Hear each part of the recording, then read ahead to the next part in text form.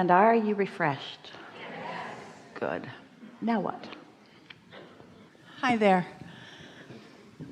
I just want to say first off, you're such a good friend, and I love you so much, and it's really great to be here. And I'm feeling pretty good. I had a question, and I felt like it's been answered, but I'm going to talk about it anyway, maybe for some more clarity and to chew on it a little bit. And I wasn't called earlier, and I think it's because I really wanted to be called on, so I really wanted to make it a hard question so that you would want to maybe help me or you know. So I decided instead to go with misunderstand. We're looking for easy questions. So I took a different approach, and I thought, I've got the answer, but I still like to chew on things with you. So I had a different energy this time. It's that I'm not that confused. I wanted to talk about my job, and I wanted to talk about what I absolutely adore about my job, and then I want to talk about potential. And I have a job where I go into, I'm not going to use names, but I go into a big box hardware store.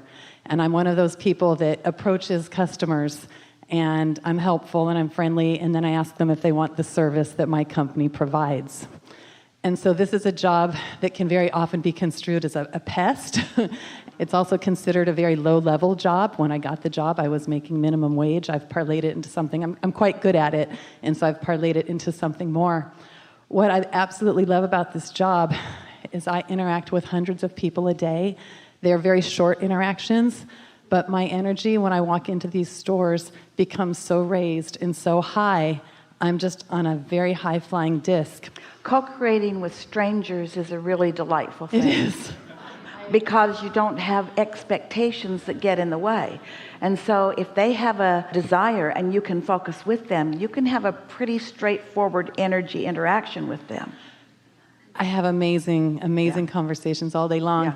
And one of the nicest compliments I got actually from a coworker that was observing me said, Eileen, I watch you all day, and when the people ignore you or say no to you, you're just as happy. You just keep going. And I said, that's absolutely right, because there's always more coming, and it's really no problem. Before you go further, we want to point out that that is a perspective that would serve everyone well. If you don't focus upon a person like a mate or a mother or a whoever it is and see them as the vortex through which all of your good stuff flows, but instead you understand that there's another avenue and another, then you never put unnecessary pressure on that avenue that could flow, and you keep your valve wide open. It's a very good thing to know. Yes.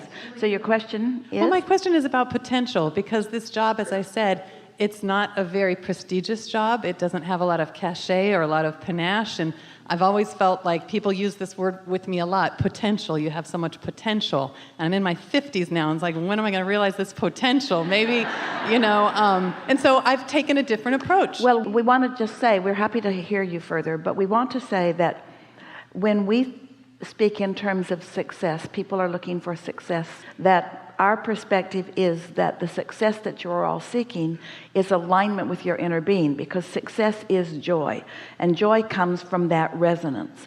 And so if you're talking about potential, it's exactly the same thing. Your potential is all about your in this moment connection with your source, because your life has caused you to create a vibrational reality that is not vibrational potential, it's vibrational reality. How much of that vibrational reality you allow into your experience? You want to call it potential, we call it vibrational reality. You want to call it future potential, we want to call it right now, present tense, vibrational reality. And so as you begin to, first of all, hold the highest regard for the alignment, prestige is perspective of others. Prestige is what humans give each other when each other are doing things the way each other human think that they should. But true potential is always about alignment with your own vortex. The word potential, it's not even a blip on the radar in relationship with people. People that are talking about potential all the time and are comparing and measuring and competing, they're not even close to potential. Potential is Life having helped you carve out an intention, and you having the wherewithal in this moment to open your valve to the fullest extent so that the energy that you have summoned can flow through for the satisfaction in this moment. That is the best description or definition of potential that we've ever offered. So you have to come to the place where you're looking for true potential, not what earthly poles have decided it is. Is it the shoes you wear? Is it the jewelry you wear? Is it the house you live in? Is it the neighborhood you live in? Is it the people you hang around with? It's the inner being you hang around with. It's the percentage of what you've asked for that you allow to flow to you and through you in any moment in time. That's potential. And it's an infinite number that is moment by moment increasing, and you're not ever going to utilize it all. You're not ever going to recognize it all. There's always going to be more potential than you are ready to let in any moment in time. And understanding that is what true humility is. It's what true compassion is, and it's what true living happily ever after is. That's kind of where I'm at. I'm going to let myself off the hook for having potential look like anything other than finding joy in this moment.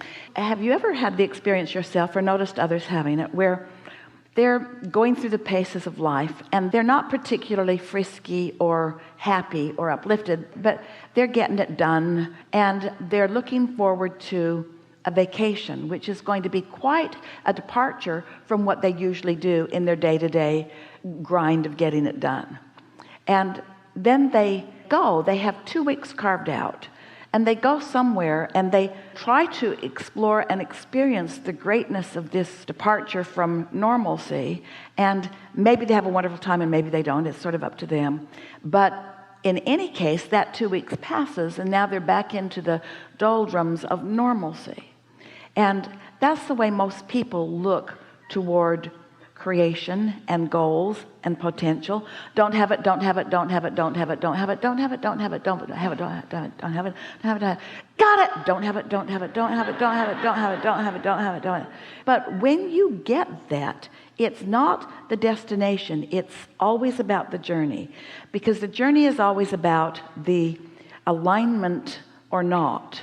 Then you get to be inspired by your inner being to constant rendezvous that don't require setting life aside, getting on an airplane, going to places that you haven't been before. You have to practice that being in sync with Source, who knows where all the nuggets are.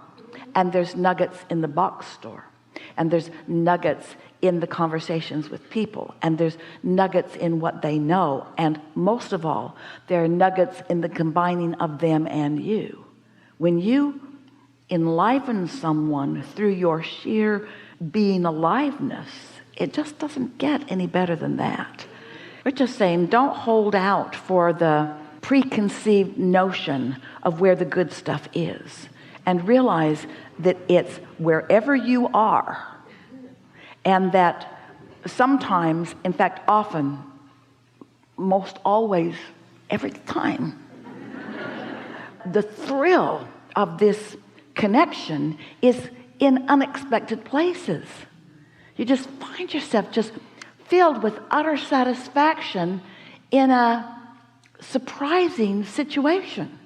That doesn't mean that you're precluded from rainbows or cruises or excellence or fantasticness. It just means that you don't have to wait for the rareness of that to experience the prevalence of the other. That's really what we're saying. That connection can be a prevalent part of your life, even though being on a remote island somewhere isn't that prevalent. Your book could be called, It Isn't an Island, It's a Box Store. Okay. But I've seen more rainbows in here than you'll ever see on your islands. Or something like that. Something like that. Yeah. All right. I'm really good at finding those nuggets every single day, everywhere I go. Probably my favorite thing to do on my day off is just to have a list of errands lined up, because I know at every stop I'm going to have such a wonderful interaction. I think part of me is craving the hotels and the bigger adventures and the bigger rendezvous. Is that shooting myself in the foot? It isn't, as long as the craving isn't yearning. Okay. craving or enjoying or anticipating is one thing. Feeling the absence of it is another thing altogether. And you can't do both. You can't be enjoying the moment and worrying about something at the same time. So the more you're enjoying the moment parlays into those other things. We just want you to know that this wonderful stuff that you are looking for is everywhere. It's everywhere. Yeah. So that's it. That's all Really I've got good. for now. Really Thank you good. so much. Really good.